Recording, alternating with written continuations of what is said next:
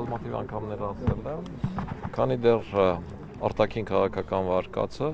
որ բազմաթիվ առումներով հնչեցվել է, չի ստուգվել, չի ճշտվել, այն բացահայտված համարել հնարավոր չի։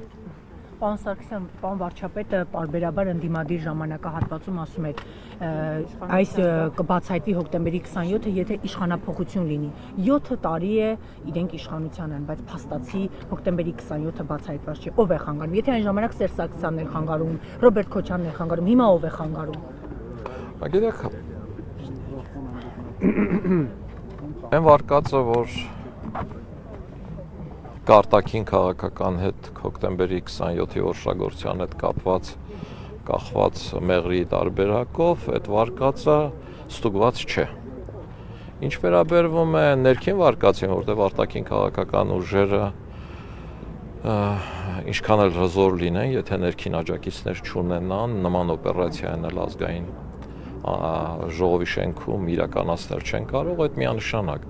Բայց այդ առումով էլ ես 3 անգամ հարցաքննվել եմ, բավականին երկար հոգնեցնող հարցաքննություններ, վերջին անգամ 2 ամիս առաջ։ Գնացել եմ կեսօրվա ժամը 2-ին եւ քննչականից դուրս եմ եկել երեկոյան ժամը 8-ին։ Ճիշտ է, 2 ժամ լույսերը գնացել էին քննչականում ու դրա համար եմ սպասել, բայց մնացած ժամանակը տեսագրության տակ հարցաքննվել եմ։ Այստեղ բազմաթիվ խնդիրներ կան, որոնք վերաբերվում են նաև այն մարդկանց, ովքեր ցավոք սրտի այսօր չկան, զոհվել են կամ Հայաստանից բացակայում են։ Այսինքն ներքին օժանդակողներին գտնելու առումով էլ խնդիրներ կան։ Երկրորդ, գլխավոր ոչռագործը երբեք չի ընդունելու, որ իրեն ուղղորդել են։ Եվ իմ կարծիքով այն մարդիկ, ովքեր համարել են, որ AES թիմը, Միասնություն դաշինքը հանձինս Վազգեն Սարգսյանի, որևէ մեկին քաղաքական հնարավորություն չի տալու, երկիրը տանելու է կործանման եւ այլը, այդ ոչռագործը հանդիպել է բազմաթիվ մարդկանց հետ, որոնք ասել են, որ այո, դու ճիշտ ես, եւ դրա համար էլ ինքը դահլիճում ոչռագործությունն անելուց հետո զանգել այդ մարդկանց, ասել է, ինչ պետք էր արել եմ, եկեք։ Հիմա այդ մարդիկ կազմակերպիչ են, թե չէ։ Իրավական առումով կազմակերպիչ չեն, բայց իմ համար իրենք կազմակերպիչ են եւ բազմաթիվ մարդիկ կան եւ կարծում եմ նաեւ վարչապետն էլ այդ տեսակետն ունի, որ իրենք նաեւ կազմակերպիչ են, որովհետեւ ուղղորդել են մարդուն, իրենք пассив չեն եղել, ուղղորդել են մարդուն, մարդն եկել է արել է, մտածել է, որ հերոսություն է անում, դրանից հետո իրեն արժանին կմատուցվի այդ հերոսությունն անելու համար եւ կա եւս մի հանգամանք, որը ստուգելու համար, որը ներքին այս հարցերը պարզելու համար բավականին բարդ իրադրության մեջ է կանգնեցրել, որովհետև կա տեղի ունեցել դատական process։ Այսինքն ժամանակին Ռոբերտ Քոչարյանը ինձ ասում էր, այ տեսեք դատախազն էլ ձերն է, քննիչն էլ ձերը, բացահայտեիք։ Եվ այս առումով ակնհայտ ճշմարտությունն է, որովհետև դատախազը իմ ընկեր Նազարյանն էր եւ քննչական մարմինն էլ ռազմական ոստիկանությունն էր։ Բայց այստեղ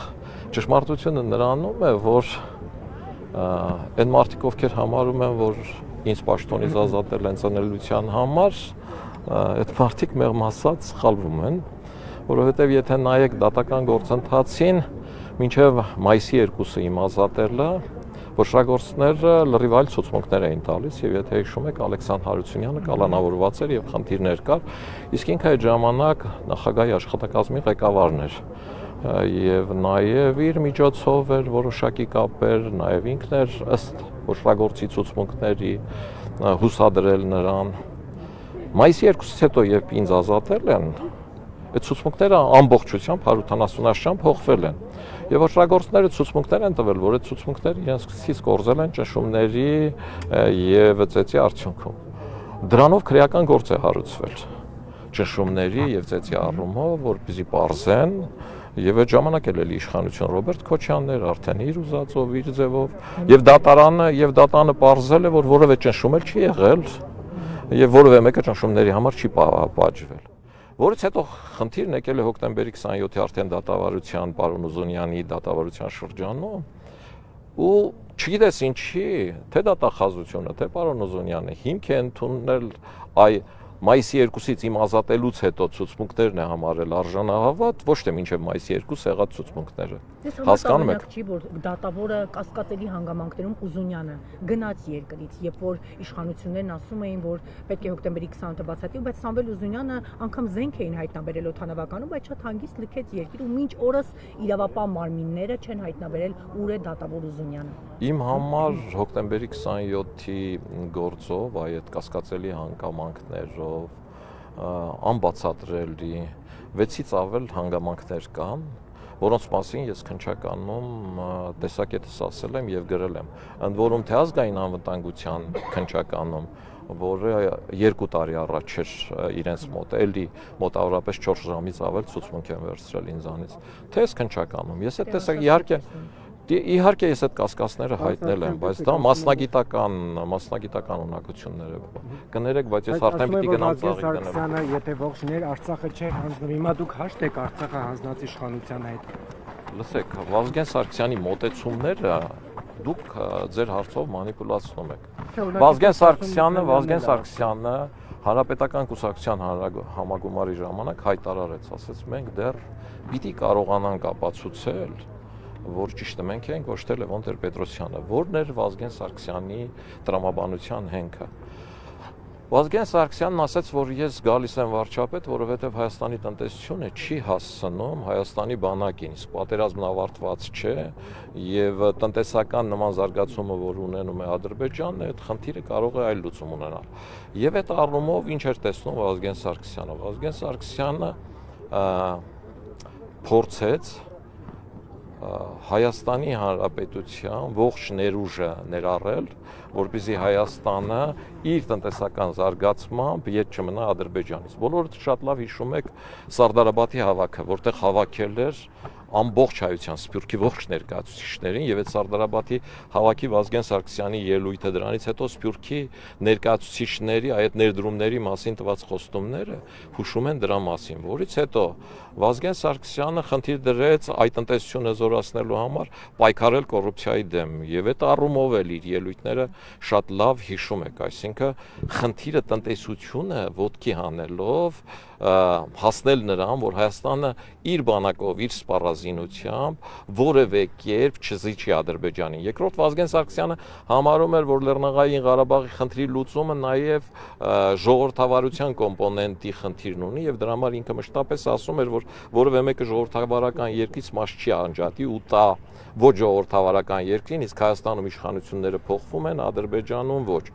Եվ այս 3 հանգամանքները հաշվի առնելով կարծում էր, որ մենք առնվազն եւս մի 30-40 տարի կարող ենք պահել Լեռնային Ղարաբաղի այ գոյություն ունեցող ստատուս քվոն, իսկ դրանից հետո աշխարհը կհամակերպվի, այնպես ինչպես համակերպվել է Իսրայելի պարագայում։ Այսինքն Վազգեն Սարգսյանը համարում էր, որ տնտեսությունը հզորացնելով, Ադրբեջանից հետ չմնալով, մենք կարող ենք ստատուս քվոն պահել։ Բայց Վազգեն Սարգսյանը միանշանակ կողմնակից է եւ այդ մասին կարող է հաստատել նաեւ Սամվել Բաբայանը, որ իրենք երկուսով Լևոն Տեր-Պետրոսյանի մոտ մտել են եւ ասել են մնացած 5 շրջաններով ինչ ուզում ես արել, կարող ես զիջել, բայց Քելվաջարը պահում ես եւ Լաչինը պահում ես, այլ Լեռնային Ղարաբաղի անկախությունը ճանաչելուց հետո տալիս ենք նաեւ Քելվաջարը։ Բայց Լևոն Տեր-Պետրոսյանը ասել է նման տարբերակ չունեմ, այսինքն Վազգեն Սարգսյանի մոտեցումներին պահեցին, չպահեցին, հիմի հաշտեք, հաշտ չեք, լիքը բանի հետ հաշտ չեմ, ձեր հարցերի հետ էլ հաշտ չեմ։ Որովհետեւ գիտեմ, չեմ նեղվում, լիքը բաների հետ հաշտ չեմ։ Իմ խղճի հետ էլ հաշտ չեմ, կորցրածի հետ էլ հաշտ չեմ, ես իմ կյանքի, գիտակից կյանքի 20-25 տարին նվիրել եմ Ղարաբաղին, ամբողջությամբ։ Ես Ղարաբաղում Ղարաբաղցի ավելի շատ ընկերներ ունեմ, քան հայաստանցի, եւ հաշտ չեմ իրենց վիճակից։